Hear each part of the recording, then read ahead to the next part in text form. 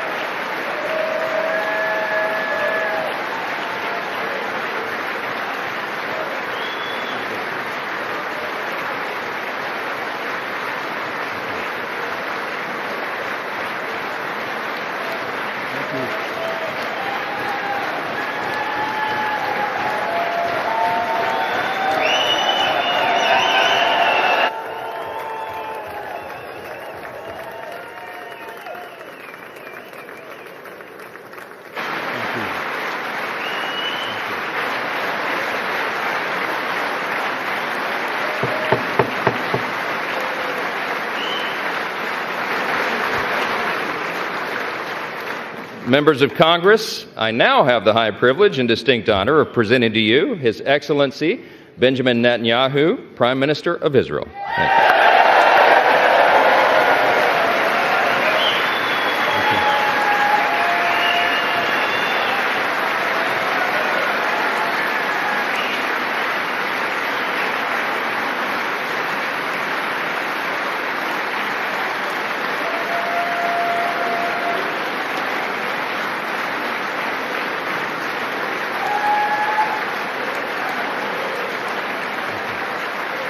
Thank you.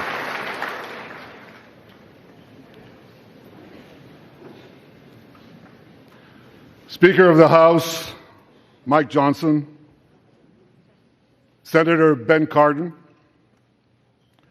Minority Leader Hakeem Jeffries, Senate Majority Leader Chuck Schumer, Senate Minority Leader Mitch McConnell, Senators, members of Congress, distinguished guests. Mr. Speaker, I want to thank you for giving me the profound honor of addressing this great citadel of democracy for the fourth time.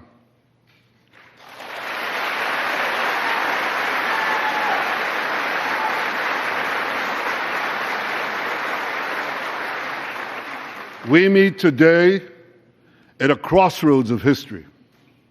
Our world is in upheaval. In the Middle East, Iran's axis of terror confronts America, Israel, and our Arab friends. This is not a clash of civilizations. It's a clash between barbarism and civilization.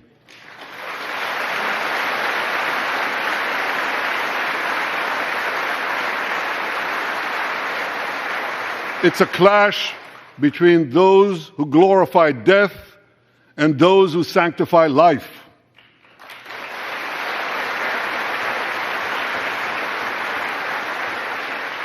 For the forces of civilization to triumph, America and Israel must stand together.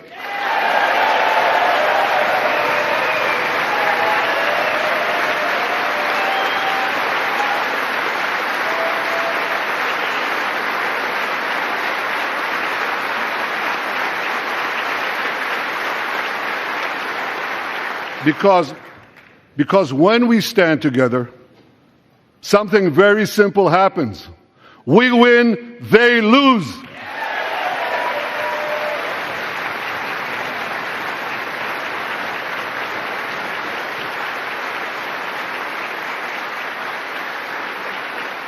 And my friends, I came to assure you today of one thing: we will win.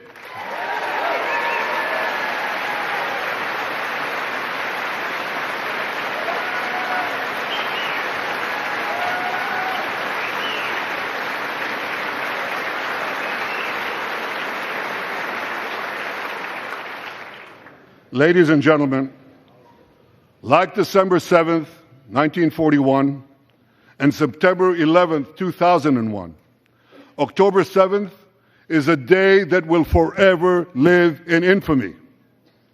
It was the Jewish holiday of Simchat Torah. It began as a perfect day, not a cloud in the sky. Thousands of young Israelis were celebrating at an outdoor music festival. And suddenly, at 6:29 a.m., as children were still sleeping soundly in their beds in the towns and kibbutzim next to Gaza, suddenly heaven turned into hell. 3,000 Hamas terrorists stormed into Israel.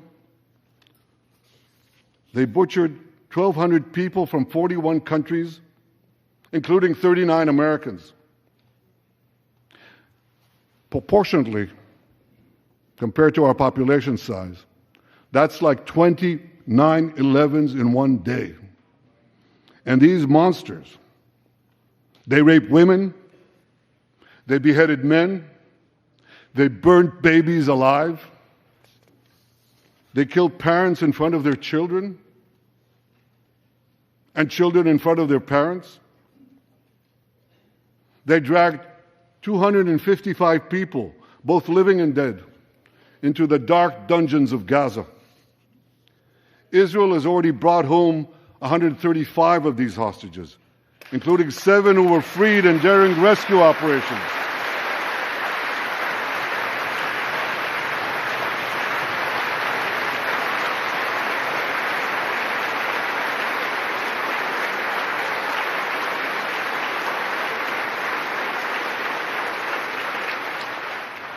One of those freed hostages, Noor Gamani, is here in the gallery, sitting near my wife Sarah. On the morning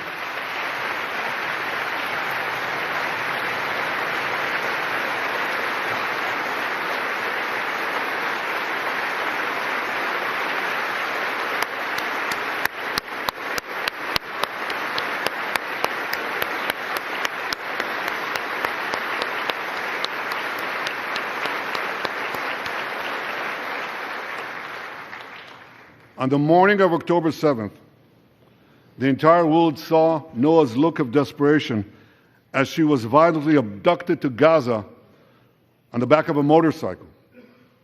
I met Noah's mother, Leora, a few months ago. She was dying of cancer. She said to me, "Prime Minister, I have one final wish. I wish to hug my daughter Noah one last time before I die." 2 months ago, I authorized a breathtaking commando rescue operation. our special forces, including a heroic officer named Arnon Zmora, who fell in this battle, rescued Noah and 3 other hostages.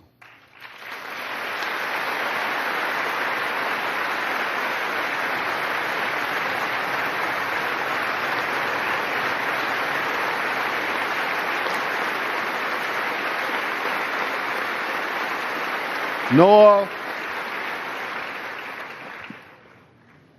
I think it's one of the most moving things. When Noah was reunited with her mother Leora, and her mother's last wish came true. Noah, we're so thrilled to have you with us today. Thank you.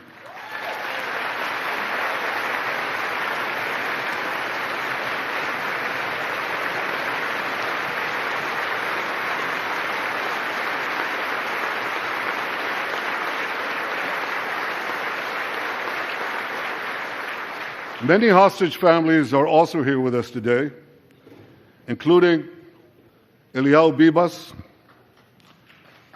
Eliyahu Bibas is the grandfather of those 2 beautiful red-headed boys, the Bibas boys, toddlers. And they were taken hostage with their mother and Eliyahu's son. The entire family was taken hostage. 2 beautiful red-haired children taken hostage. What monsters. And with us also is Iris Chaim, whose son Yotam bravely escaped Hamas captivity with 2 other Israelis, and tragically they were killed making their way back to our lines. We have with us also the families of American hostages. They're here.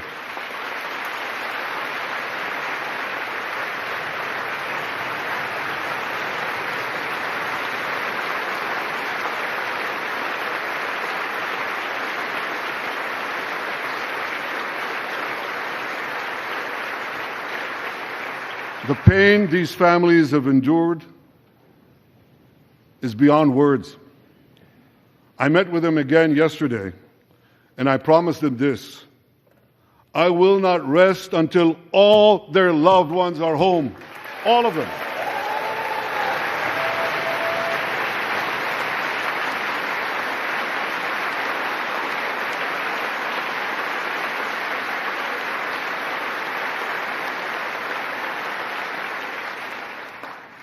As we speak, we're actively engaged in intensive efforts to secure their release, and I'm confident that these efforts can succeed. Some of them are taking place right now.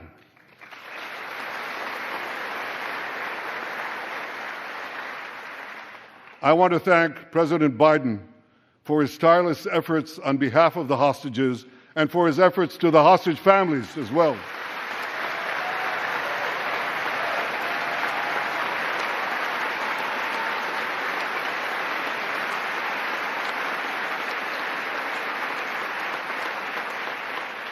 I thank President Biden for his heartfelt support for Israel after the savage attack on October 7th. He rightly called Hamas sheer evil. He dispatched 2 aircraft carriers to the Middle East to deter a wider war. And he came to Israel to stand with us during our darkest hour, a visit that will never be forgotten.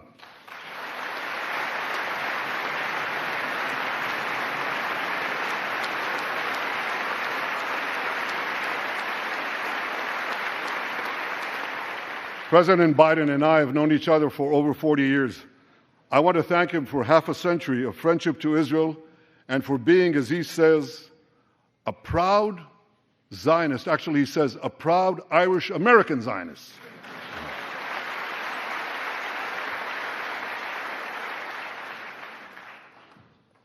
My friends, for more than 9 months, Israel's soldiers have shown boundless courage. With us today,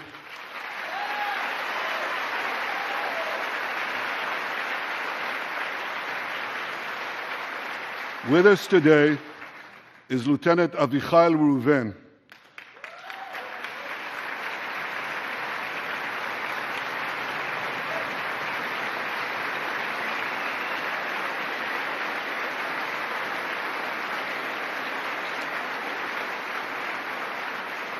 Avichai is an officer in the Israeli paratroopers.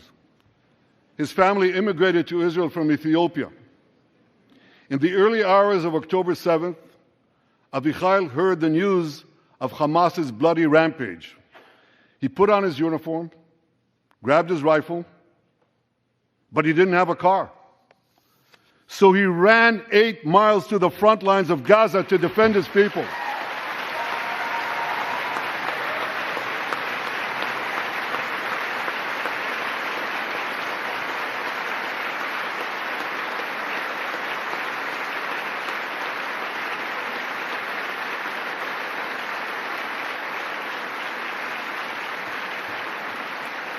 You heard that right. He ran 8 miles, came to the front lines, killed many terrorists, and saved many, many lives. Avichai, we all honor your remarkable heroism. Another Israeli is with us here today, and he's stand up, right next to Avichai. This is Master Sergeant Ashraf al-Bakhiri.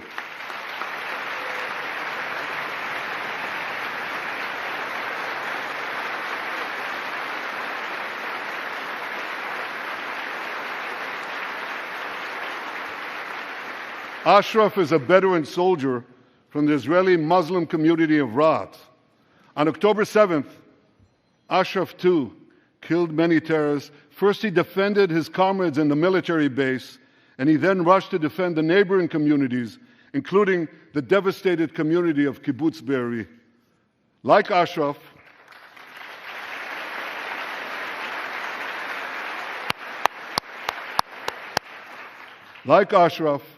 the Muslim soldiers of the IDF fought alongside their Jewish, Druze, Christian, and other comrades in arms with tremendous bravery.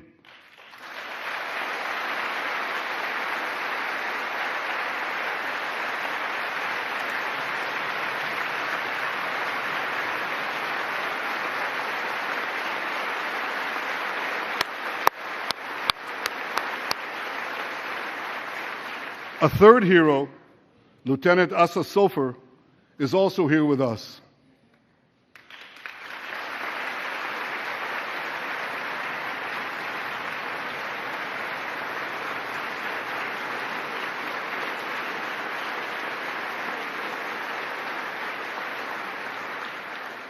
Asa fought as an officer in the Tank Corps, and he was wounded in battle. He was wounded in battle while protecting his fellow soldiers from a grenade. He lost his right arm and the vision in his left eye. He's recovering, and incredibly, within a short time, Asa will soon return to active duty as a commander of a tank company.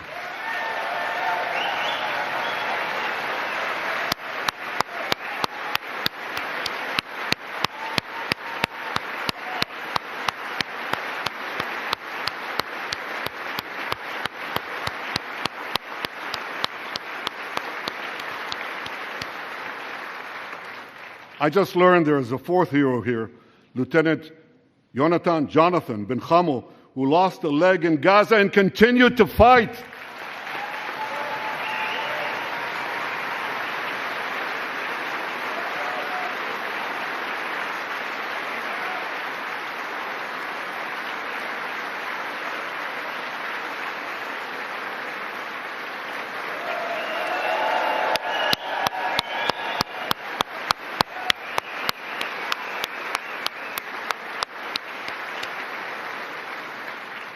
My friends, these are the soldiers of Israel, unbowed, undaunted, unafraid.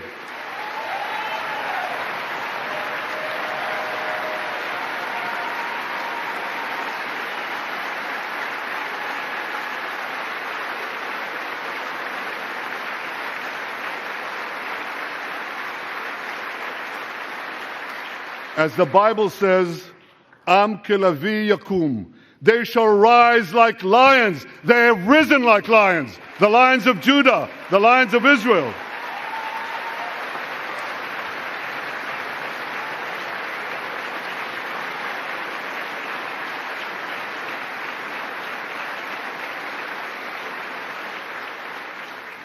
Ladies and gentlemen, the men and women of the IDF come from every corner of Israeli society, every ethnicity, every color, every creed, left and right, religious and secular. All are imbued with the indomitable spirit of the Maccabees, the legendary Jewish warriors of antiquity. With us today is Yechiel Leiter, the father of one of those Maccabees. Yechiel's father escaped the Holocaust and found refuge in America. As a young man, Yechiel moved to Israel and raised a family of 8 children. He named his eldest son, Moshe, after his late father. Moshe became an exemplary officer in one of our elite commando units. He served with distinction for 2 decades while raising 6 beautiful children of his own.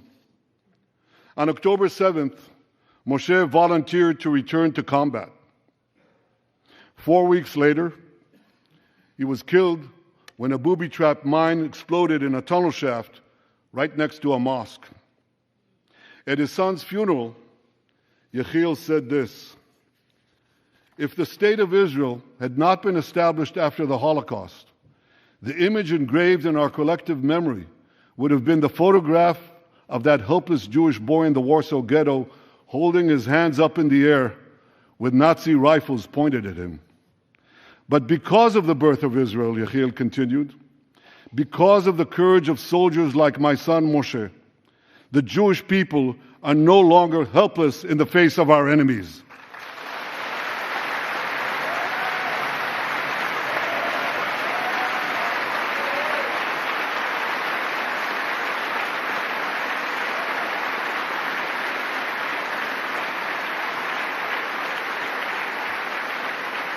Yechiel, please rise so we can honor your son's sacrifice.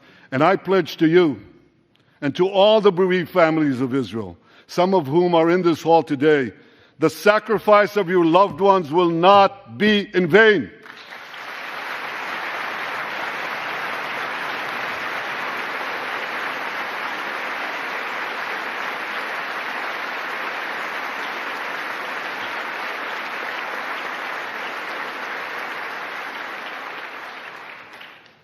It will not be in vain because for Israel, never again must never be an empty promise.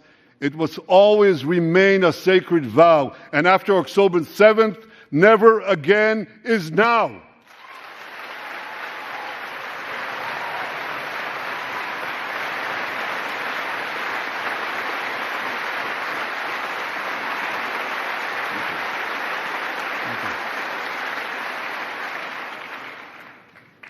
My friends, defeating our brutal enemies requires both courage and clarity.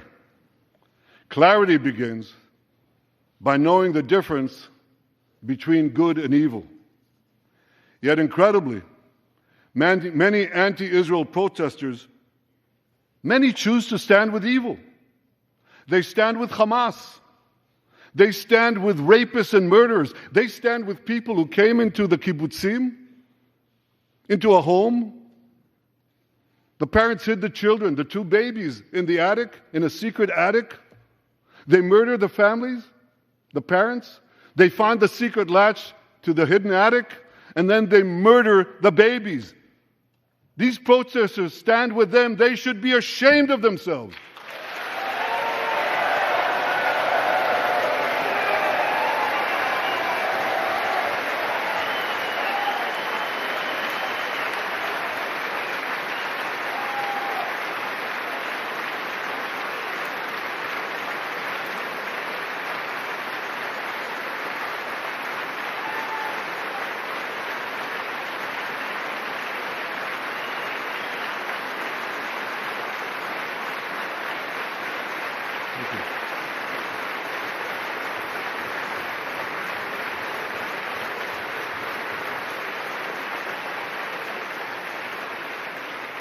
They refuse to make the simple distinction between those who target terrorists and those who target civilians, between the democratic state of Israel and the terrorist thugs of Hamas.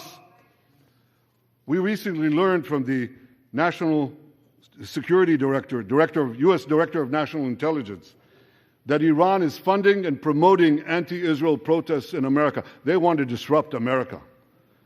So these protesters burn American flags even on the 4th of July. And I wish to salute the fraternity brothers at the University of North Carolina who protected the American flag against these anti-Israel protesters.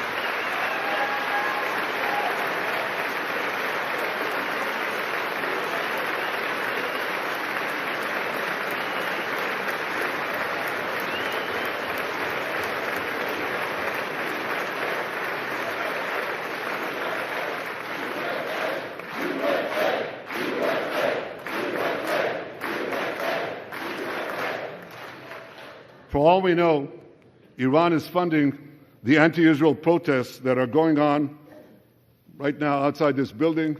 Not that many, but they're there, and throughout the city. Well, I have a message for these protesters.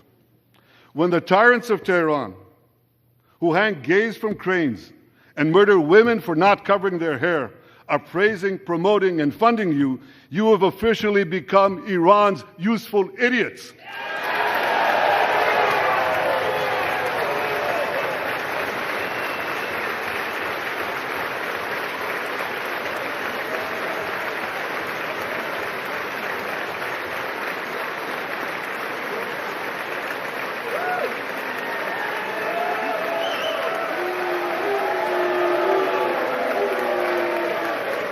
Some of these protesters, and it's amazing, absolutely amazing, some of these protesters hold up signs proclaiming gays for Gaza.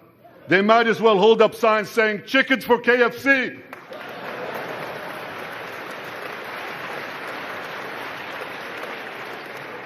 These protesters chant from the river to the sea, but many don't have a clue what river and what sea they're talking about. They not only get an F in geography, they get an F in history. They call Israel a colonialist state. Don't they know that the land of Israel is where Abraham, Isaac, and Jacob prayed, where Isaiah and Jeremiah preached, and where David and Solomon ruled?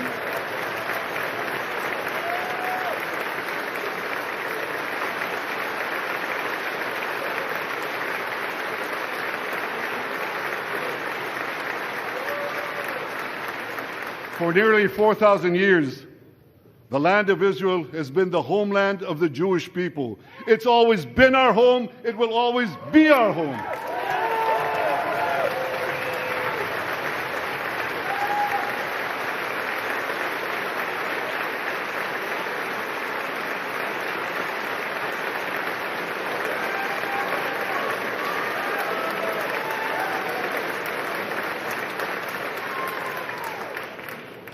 It's not only the campus protesters who get it wrong. It's also the people who run those campuses. 80 years after the Holocaust, the presidents of Harvard, Penn, and I'm ashamed to say my alma mater, MIT, couldn't bring themselves to condemn the calls for the genocide of Jews. You remember what they said? They said, it depends on the context. Well, let me give these befuddled academics a little context.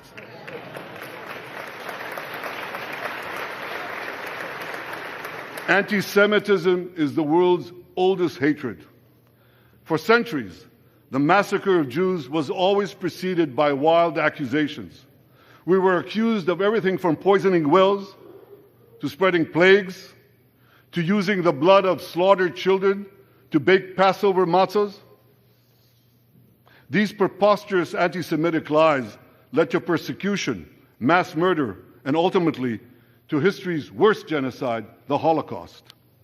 Now, just as malicious lies were leveled for centuries at the Jewish people, malicious lies are now being leveled at the Jewish state. No, don't applaud. Listen. The outrageous slanders that paint Israel as racist and genocidal are meant to delegitimize Israel, to demonize the Jewish state, and to demonize Jews everywhere. And no wonder we've witnessed an appalling rise of anti-Semitism in America and around the world. My friends, whenever and wherever we see the scourge of anti-Semitism, we must unequivocally condemn it and resolutely fight it, without exception.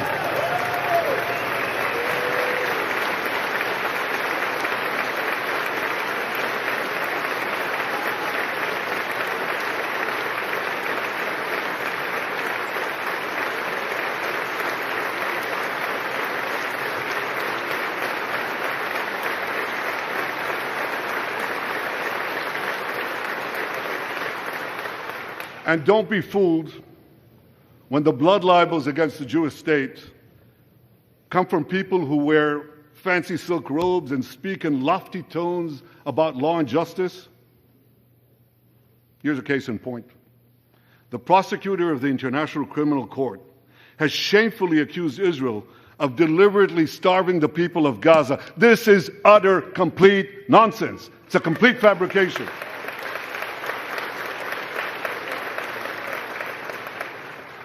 Israel has enabled more than 40,000 aid trucks to enter Gaza. That's 500,000 tons of food.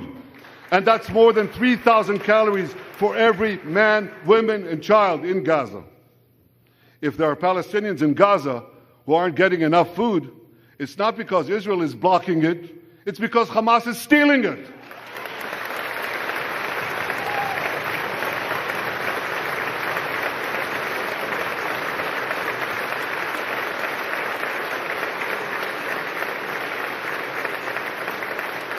So much for that lie, but here's another.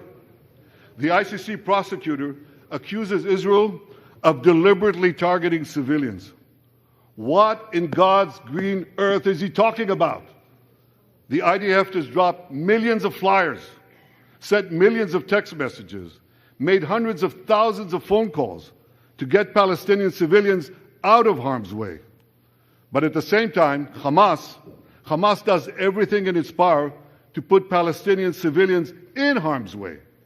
They fire rockets from schools, from hospitals, from mosques. They even shoot their own people when they try to leave the war zone. A senior Hamas official, Fatri Hamad, boasted, listen to this, he boasted that Palestinian women and children excel at being human shields. His words, excel at being human shields. What monstrous evil. For Israel, every civilian death is a tragedy. For Hamas, it's a strategy. They actually want Palestinian civilians to die so that Israel will be smeared in the international media and be pressured to end the war before it's won. This would enable Hamas to survive another day and, as they vowed, to carry out October 7th again and again and again. Well, I want to assure you, no matter what pressure is brought to bear, I will never allow that to happen.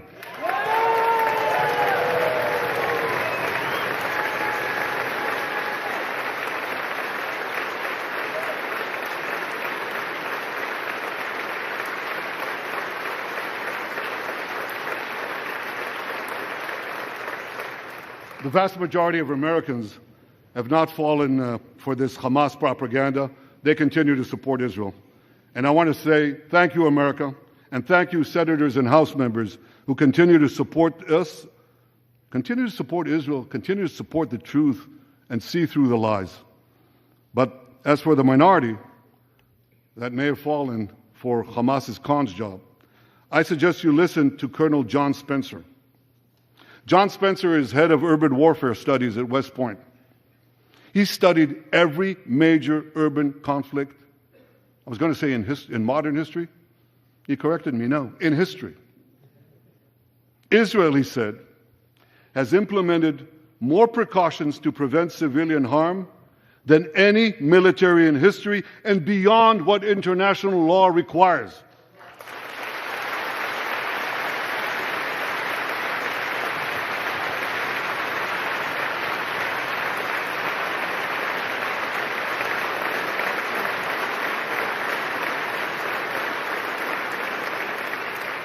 That's why, despite all the lies you've heard, the war in Gaza has one of the lowest ratios of combatants to non-combatants casualties in the history of urban warfare. And you want to know where it's lowest in Gaza? It's lowest in Rafah. In Rafah. Remember what so many people said? If Israel goes into Rafah, there will be thousands, maybe even tens of thousands of civilians killed. Well, last week, I went into Rafah.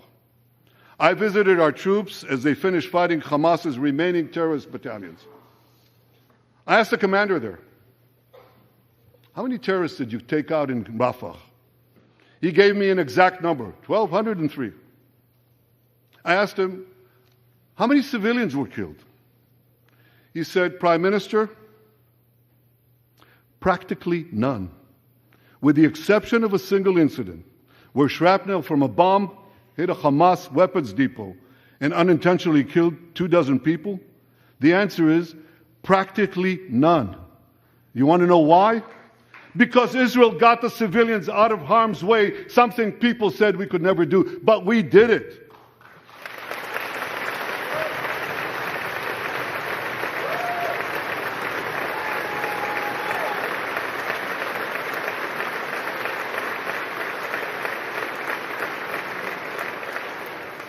These heroes here today, the heroic soldiers of Israel, should not be condemned for how they're conducting the war in Gaza. They should be commended for it.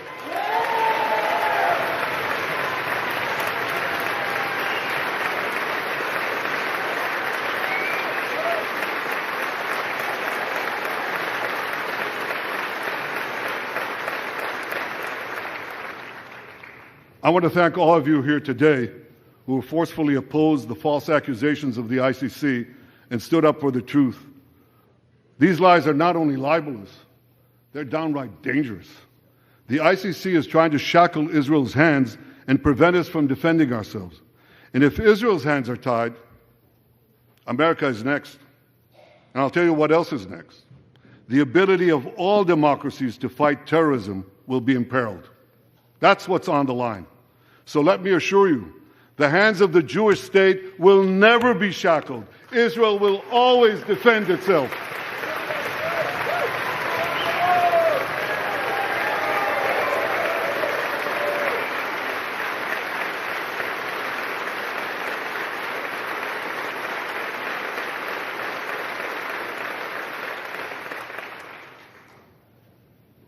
My friends, in the Middle East, Iran is virtually behind all the terrorism, all the turmoil, all the chaos, all the killing. And that should come as no surprise. When he founded the Islamic Republic, Ayatollah Khomeini pledged, "We will export our revolution to the entire world." We will export the Islamic revolution to the entire world. Now ask yourself, which country ultimately stands in the way of Iran's maniacal plans to impose radical Islam on the world? And the answer is clear. It's America, the guardian of Western civilization and the world's greatest power.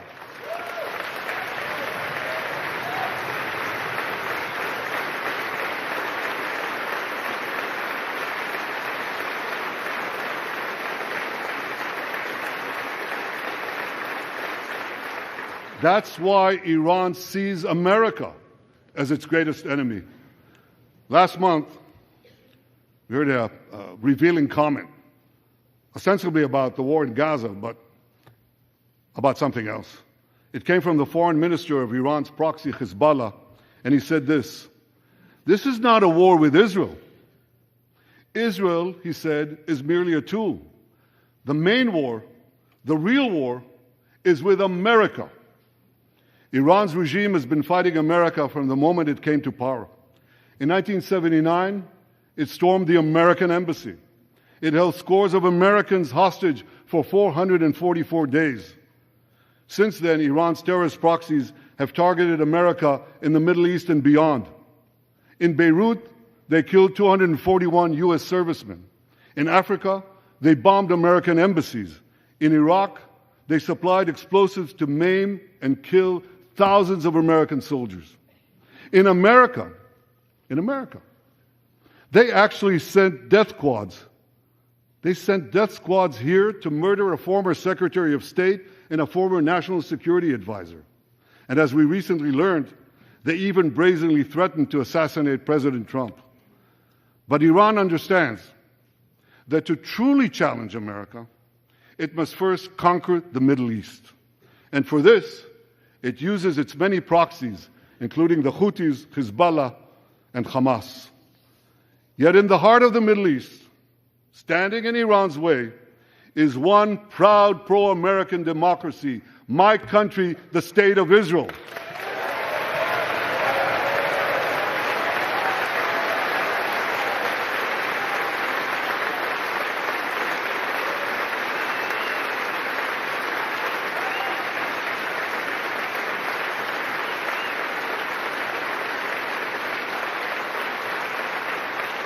That's why the mobs in Tehran chant death to Israel before they chant death to America. For Iran, Israel is first, America is next. So when Israel fights Hamas, we're fighting Iran. When we fight Hezbollah, we're fighting Iran. When we fight the Houthis, we're fighting Iran. And when we fight Iran, we're fighting the most radical and murderous enemy of the United States of America. And one more thing. When Israel acts to prevent Iran from developing nuclear weapons that could destroy Israel and threaten every American city, every city that you come from, we're not only protecting ourselves, we're protecting you.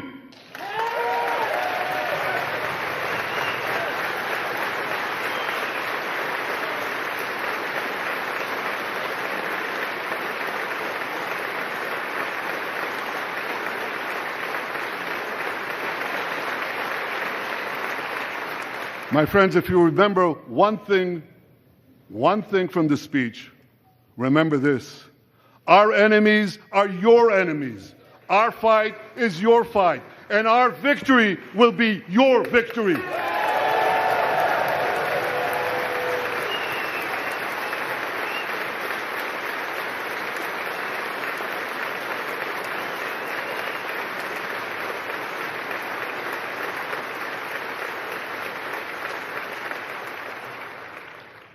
Ladies and gentlemen, that victory is in sight. Israel's defeat of Hamas will be a powerful blow to Iran's axis of terror. Another part of that axis, Hezbollah, attacked Israel on October 8th, a day after the Hamas attack. It has launched thousands of missiles and drones against us. 80,000 of our citizens in northern Israel evacuated their homes, becoming effectively refugees in their own land. We are committed to returning them home. We prefer to achieve this diplomatically. But let me be clear. Israel will do whatever it must do to restore security to our northern border and return our people safely to their homes.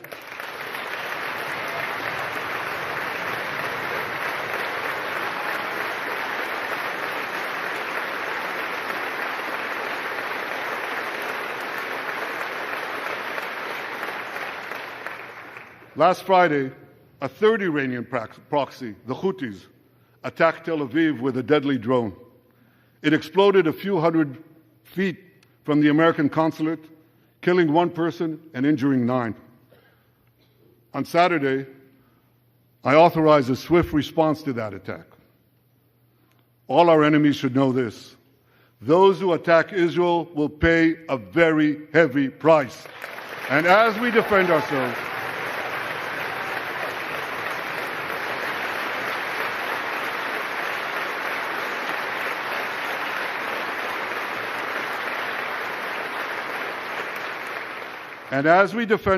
on all fronts, I know that America has our back. And I thank you for it. All sides of the aisle, thank you.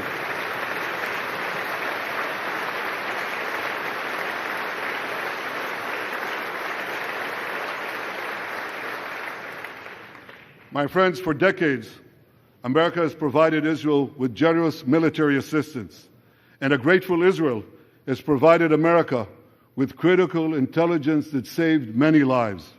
We've jointly developed some of the most sophisticated weapons on earth. I choose my words carefully. We've jointly developed some of the most sophisticated weapons on earth that help protect both our countries. And we also help keep Americans' boots off the ground while protecting our shared interests in the Middle East.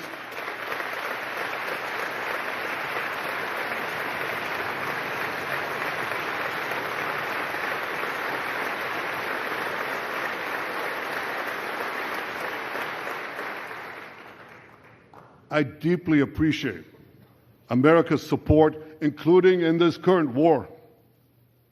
But this is an exceptional moment. Fast-tracking U.S. military aid can dramatically expedite an end to the war in Gaza and help prevent a broader war in the Middle East. In World War II, as Britain fought on the front lines of civilization, Winston Churchill appealed to Americans with these famous words: "Give us the tools and we'll finish the job." Today, as Israel fights on the front line of civilization, I too appeal to America. Give us the tools faster and we'll finish the job faster.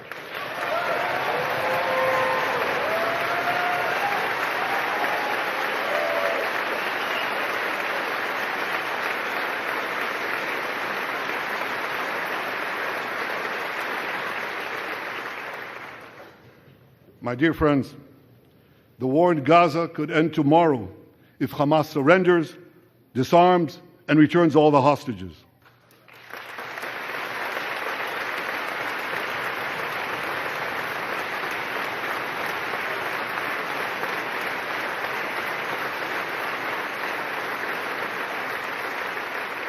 But if they don't, Israel will fight until we destroy Hamas's military capabilities, end its rule in Gaza, and bring all our hostages home.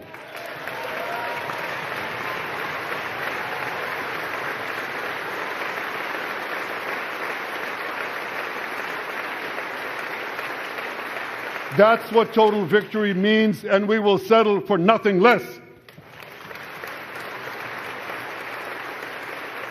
The day after we defeat Hamas, a new Gaza can emerge. My vision for that day is of a demilitarized and de-radicalized Gaza. Israel does not seek to resettle Gaza, but for the foreseeable future, we must retain overriding security control there to prevent the resurgence of terror, to ensure that Gaza never again poses a threat to Israel.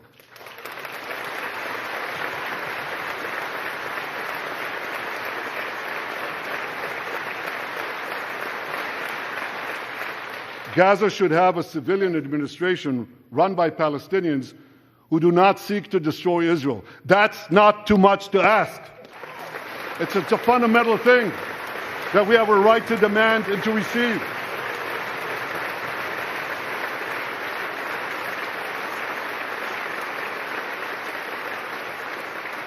A new generation of Palestinians must no longer be taught to hate Jews, but rather to live in peace with us.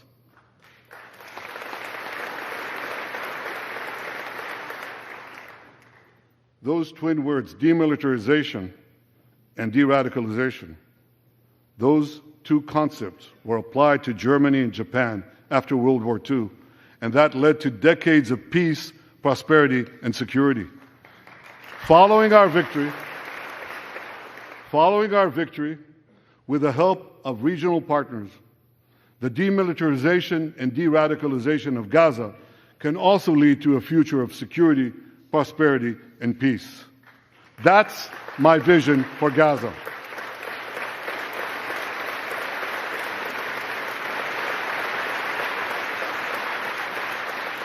Now, here's my vision for the broader Middle East. It's also shaped in part by what we saw in the aftermath of World War II. After that war, America forged a security alliance in Europe to counter the growing Soviet threat. Likewise, America and Israel today can forge a security alliance in the Middle East to counter the growing Iranian threat.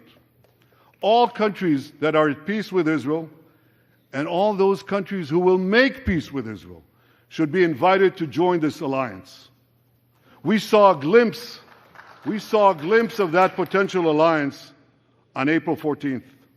Led by the United States, more than half a dozen nations worked alongside Israel to help neutralize hundreds of missiles and drones launched by Iran against us.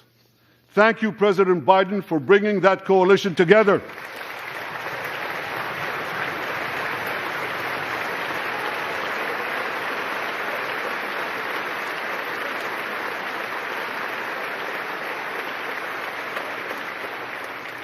The new alliance I envision would be a natural extension of the groundbreaking Abraham Accords. Those accords saw peace forged between Israel and 4 Arab countries, and they were supported by Republicans and Democrats alike. I have a name for this new alliance. I think we should call it the Abraham Alliance.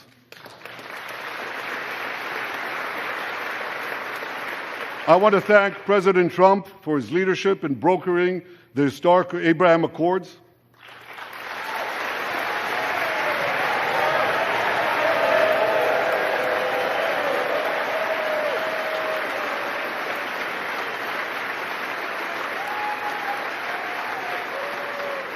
Like Americans, Israelis were relieved that President Trump emerged safe and sound from that dastardly attack on American democracy. There is no room for political violence in democracies.